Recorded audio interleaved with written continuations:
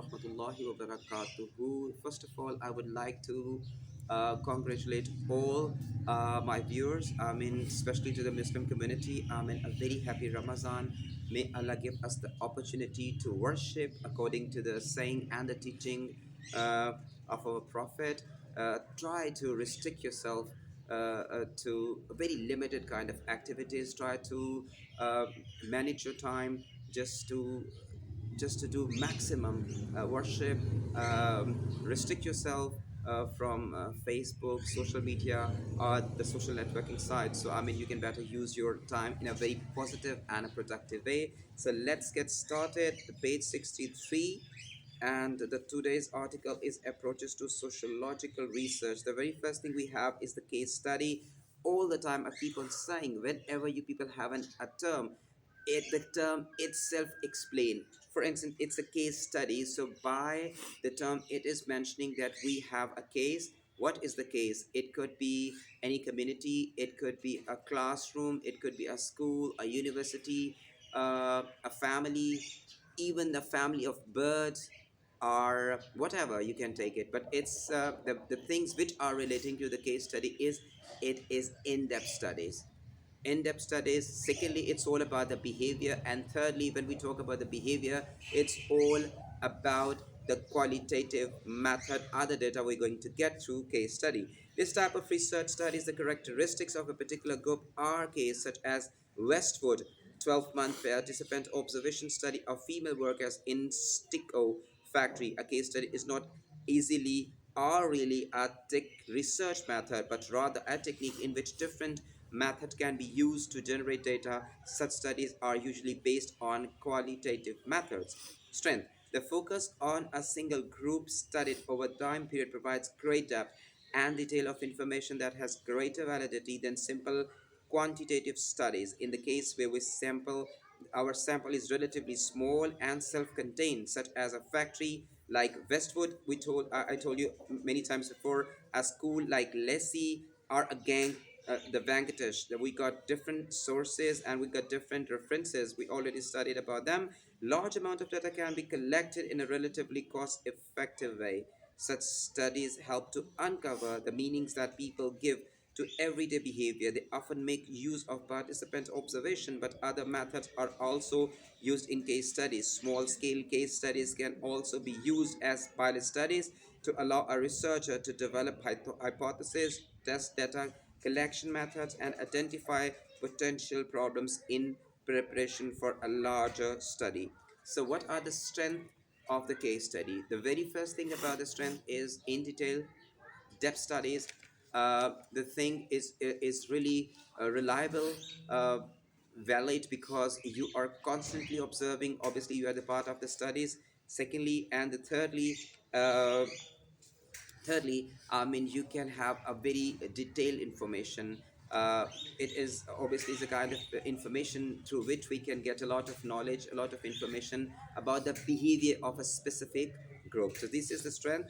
And the limitation, case studies have a range of practical limitations that depends to some extent on which, for instance, the size and the scope. Large scale in-depth studies can take a lot of time, effort, and money. Regardless of their size, the intensive and detailed nature of case studies mean that they make higher demands on the skills of the researcher, who may spend months or year living and working with their subject, and respondents, who may be subject to extensive and detailed questioning and observation throughout the study. It is difficult to generate from case studies because they tend to focus on small groups that may only be representative to themselves. It might, however, be possible to draw comparison between smaller groups. So, in case studies, the limitations are a lot of the limitations we have. Uh, First of all, it will take a lot of time. One thing. Secondly, it's always it take a lot of money as well, because you are spending a lot of time plus money. Thirdly, the limitation is all about the scope or the size is very limited.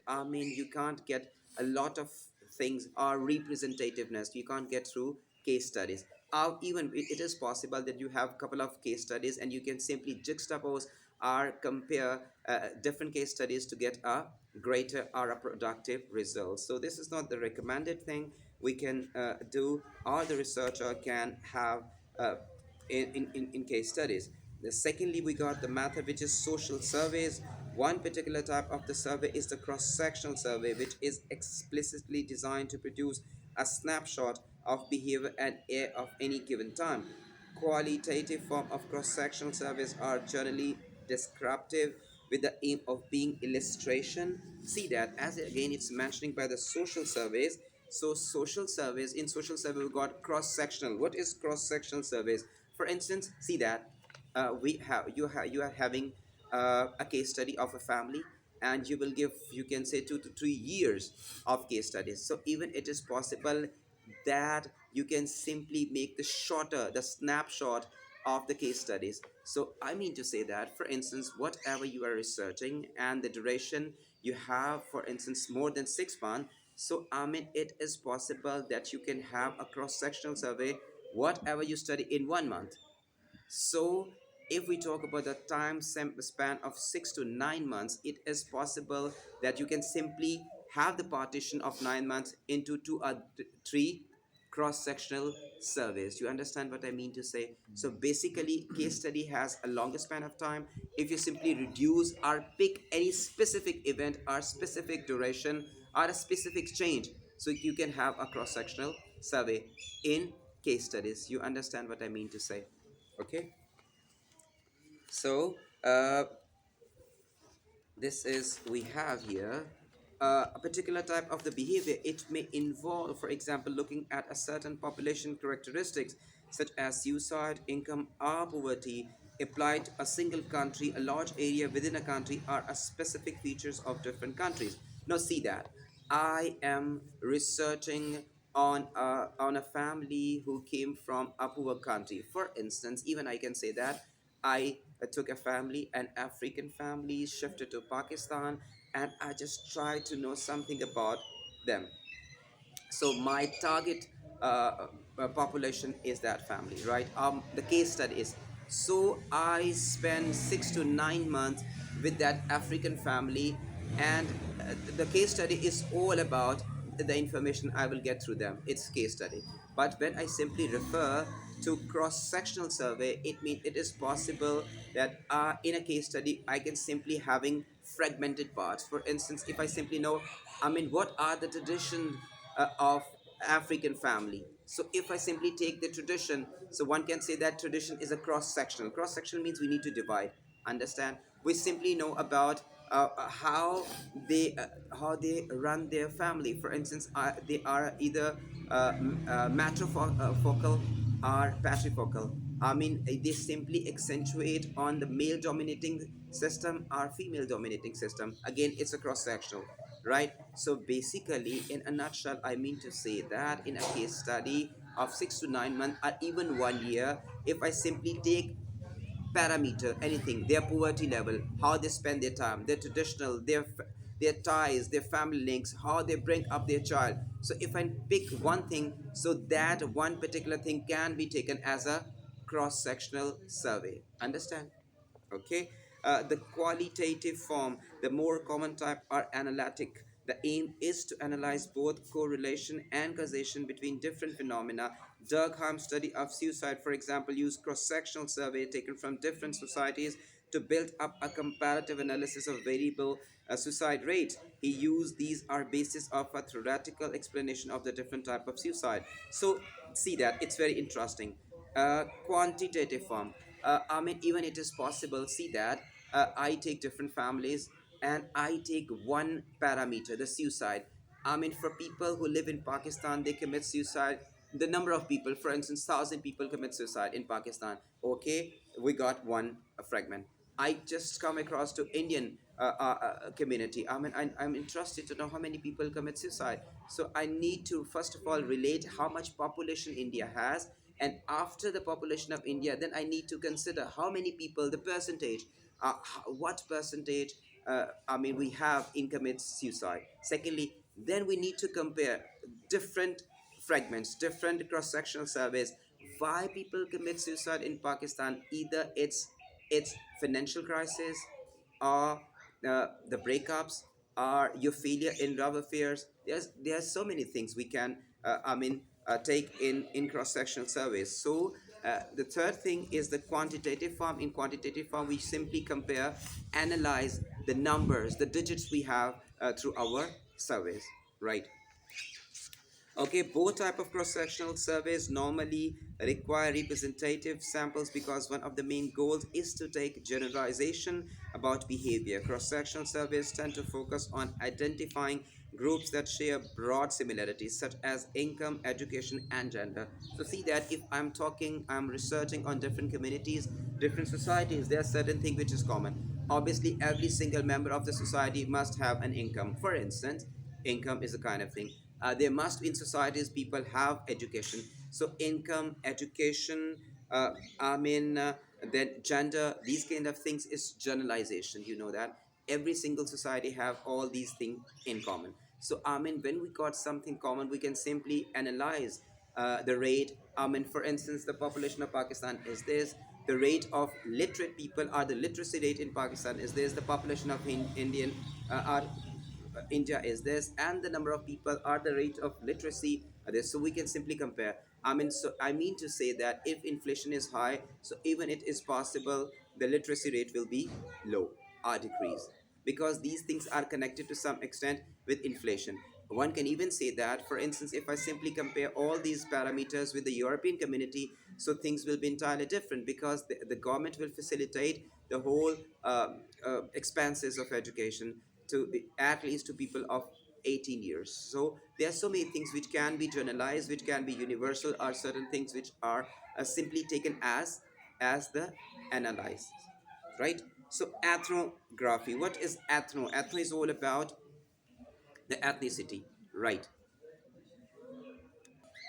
Ethnography, also sometimes called fieldwork, is a way of researching which tries to achieve a detailed, in depth understanding of a group of people or of a social situation. It begins in anthropology, the study of different cultures, where researchers take part in detailed life of people, often in traditional and pre modern society, in an attempt to understand their view of the world.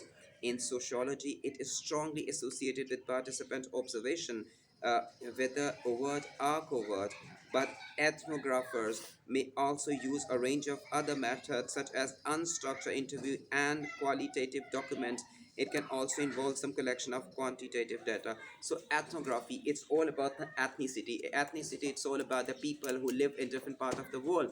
And basically the ethnography or ethnology is the kind of thing through which we can simply try to understand the different culture of people, the culture of different people. So we got I mean in ethnographers, I mean they simply take different communities, they simply take different communities just to try to understand their culture, and through the culture, I mean they can get some sort of information of a specific or a target group to know something about their behavior, especially when we talk about the quantitative data, it's all about the numbers. When we talk about the qualitative data, it's all about the behavior. So these are the method, like ethnography, like cross-sectional surveys, like social surveys, just to understand what people have in their behavior. Again, we got longitudinal studies. Longitudinal study, as again is mentioning by its term, longitudinal study, it will take a lot of time. They are a form of comparative analysis that involves tracking changes among a representative sample over the time from a few months to many years. The same group is analyzed at different stages in their life using methods ranging from questionnaire to non-participant observation. See that the longitudinal studies, what is longitudinal studies? It's a long time process, time consuming, money consuming, and even it is possible if you simply spend 6 years or 10 years with a specific group of people, just try to know something about their formation, about their lifestyle, about their behavior. So see that case study, longitudinal study have the same impact. Short time, a short a group, size of the group is very small, but in-depth studies. In case study, again we got cross-sectional surveys. In longitudinal studies, we got longitudinal surveys. What is longitudinal survey? Again, it's the same stuff. You have 6 to, for instance, 10 years span of time. You can simply pierce the time, you can simply make the fragment of this time, and you can simply convert your time into longitudinal survey, in which you can simply, in every single longitudinal survey, you simply take a parameter, age changes, right? So this thing we have in longitudinal survey or the longitudinal studies. What is the strength? Longitudinal studies allow the researcher to identify and track personal and social changes over long periods, revealing trends that would otherwise remain hidden. A further advantage of the longitudinal survey is that they are usually based on large representative samples and so can be used to suggest correlation and causal relationship. This is the strength of longitudinal study. Obviously, it will take a lot of time, but you will get a lot of in detail information. The limitation: sample attrition or the number of people who drop out from the original sample over time is a major limitation. See that, as I mentioned earlier, when we talk about the longitudinal surveys, it will take years. So, for instance, your focal point are the person to whom you are targeting flatline, died, missed, migrated to some place. So all your hard work will simply go wasted. It's simply wasteless, right? So this is one of the limitation in case study. You spend so much time, a longitudinal study, spend so much time, but it's simply wasted. If the target group are the person migrated someplace, flatlined in road accident, whatever the consequences will be, all your hard work will be wasted for no reason. While longitudinal studies can identify trends or allow researchers to make correlations and causal connections between phenomena such as income and life expectancy. They are only ever a quick look at behavior at any given moment. They can therefore be criticized for lacking depth and validity. So there must be, you can say that it's not that much valid. You know why? Because see that it is not possible for me to be at any plate for years. You know what actually happens? I'm here. I just observe for 2 to 3 days. Then I take a break. After a week or after a month, I come again because I do feel. It is not possible to have a change, a rapid change in a month or so.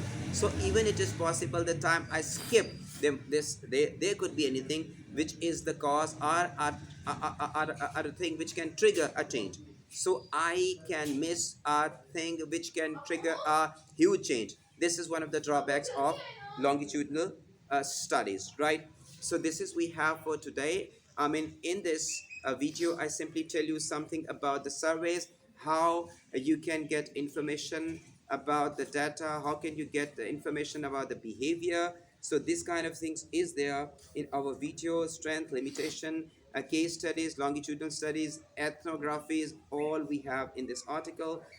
Stay tuned to my channel and hope to see you again on the same channel